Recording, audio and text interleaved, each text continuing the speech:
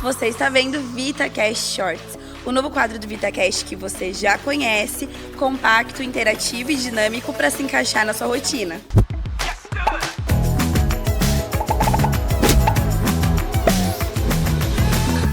Fala pessoal, mais um VitaCast Shorts começando. Eu sou a Lucila Santinon, nutricionista e host desse podcast.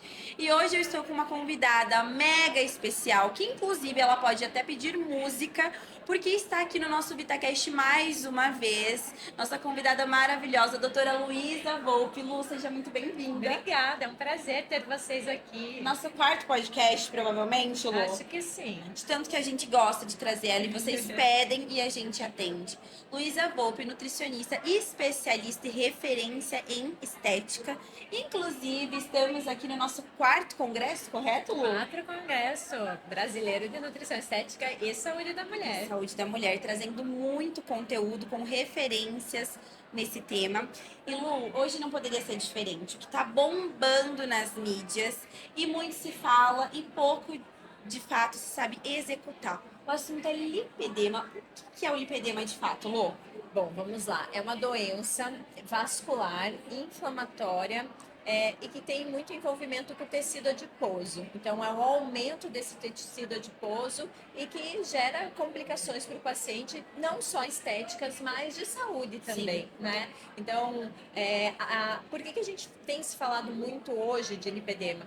Porque atualmente foi trazido um CID, né, para a área da medicina, para o diagnóstico. Então foi muito recente, foi 2021. Então a gente ainda está, né, com a frequência de diagnósticos. E isso, obviamente, que para o nutricionista é muito bom, do ponto de vista que a gente tem mais uma área de atuação dentro da saúde da mulher e da nutrição estética. E assim, o lipedema, por mais que agora exista essa CID, ele sempre existiu. Sempre existiu. Tem publicações desde 1940. E por que muito se confunde com a celulite? Ou até mesmo com a gordura acumulada? Como que eu sei diferenciar isso, Lu? Então a gente tem algumas características, né? Então, por exemplo, a celulite em relação ao lipedema. Porque no lipedema também tem fibrose acontecendo, também tem extravasamento de líquido para o interstício, né? É muito similar à fisiopatologia. A celulite é um distúrbio estético, causado pelo aumento da atividade estrogênica, gerando fibrose, edema. No caso do lipedema, além de todos esses fatores, a gente tem um fator inflamatório associado muito presente, né?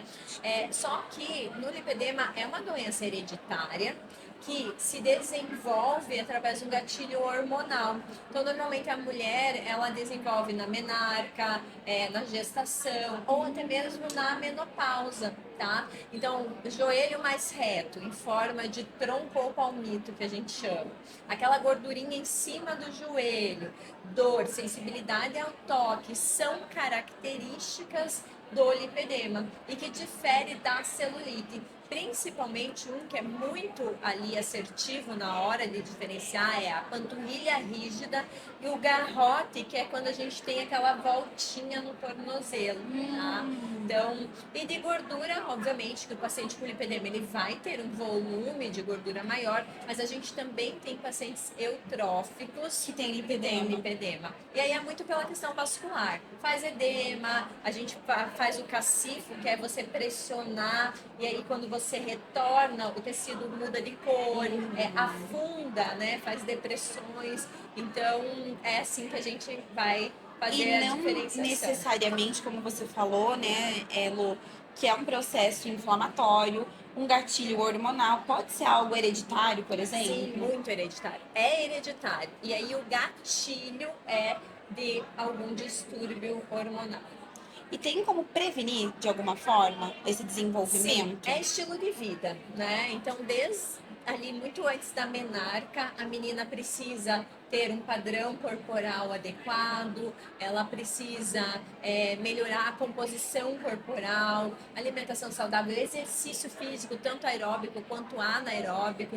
Chama bastante atenção, porque o melhor exercício para lipedema é atividade aquática.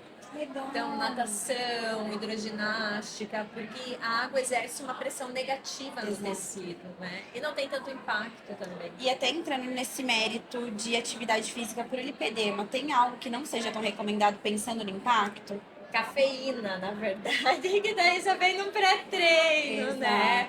Mas assim, exercício para Isso. impacto pode ser feito.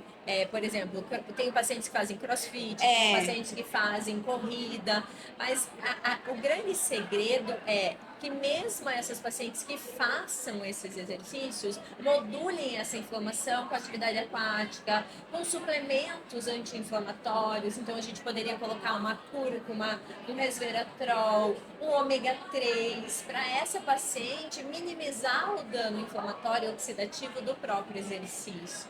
Até mesmo porque eles exercem, então, uma atividade anti-inflamatória com o lipedema. Muito, muito. O resveratrol, inclusive, tem se questionado porque ele tem uma atividade estrogênica. Ah, não poderia piorar? Não, gente. Exato. Ele tem uma atividade muito maior anti-inflamatória do que estrogênica, né? E o grande problema é a estrutura química, que é da estrona, não é do estradiol. E o resveratrol é parecido com o estradiol, tá? Então pode prescrever com segurança, é um dos nutrientes, a gente chama de nutracêuticos, né? Para o tratamento do lipedema. E eu acho que é uma das maiores dúvidas para esse profissional que está entrando no universo de lipedema é como eu desinflamo essa paciente. Porque às vezes se utiliza muitas técnicas, mas a gente vê pouco resultado. E como é que a gente faz isso? Eu começo por onde, Lu? Então, primeiro assim, o conceito desinflamar, ele tá, assim, polêmico, né? Sim. O que é a questão? O que a gente tem que pensar na inflamação? Inflamação sempre vai existir. O que a gente tem que pensar é em diminuir, não deixar ela exacerbada, porque a inflamação controlada, ela não é ruim, tá? Exato. Para reparo tecidual, a gente precisa desse processo inflamatório. O problema é quando ela está exacerbada, que é no caso do lipedema, por ser uma doença inflamatória. Então, a primeira coisa é a mudança de estilo de vida, é a alimentação. E aí vem a suplementação, né? Então, o ômega 3 é o melhor suplemento que a gente vê na prática clínica para diminuir o processo inflamatório, tanto agudo quanto crônico. Agudo, a gente usa mais o DHA. E crônico, a gente usa mais o EPA. Então, os dois juntos fazem ali uma combinação perfeita. E as pessoas às vezes esquecem do DHA porque pensam mais na questão cognitiva. Isolam né? isso. Exatamente, tá? E aí a gente traz a cúrcuma como anti-inflamatório, a gente traz o resveratrol, a gente traz a creatina também sendo super importante para o tratamento do lipedema, porque melhora muito a função mitocondrial. E no lipedema a gente tem uma disfunção muito importante da mitocôndria, né? Diminui o gasto energético, o paciente não emagrece, tem uma inflexibilidade metabólica. Então, a gente tem vários suplementos que a gente pode estar indicando para o paciente, prescrevendo, para potencializar esse processo de diminuição do processo inflamatório. Maravilha, Lu. E para fechar com chave de ouro, quais alimentos, assim, que não são tão recomendados? Você já citou a cafeína, mas quais deveriam ser evitados nesse processo? Muito se fala, né, de cortar glúten e lactose, não tem necessidade, não tem evidência. É um mito, então? Muito, existem sim algumas correlações, então, por exemplo, paciente com lipedema e doença de Hashimoto, por exemplo, tiroidite de Hashimoto, aí sim você tem, né? Porque todas as doenças É uma autoimunes, particularidade, é algo mais isso, específico. exatamente. Mas o que a gente faz mesmo é reeducação, é colocar todos os grupos alimentares, evitar monotonia alimentar e fibra.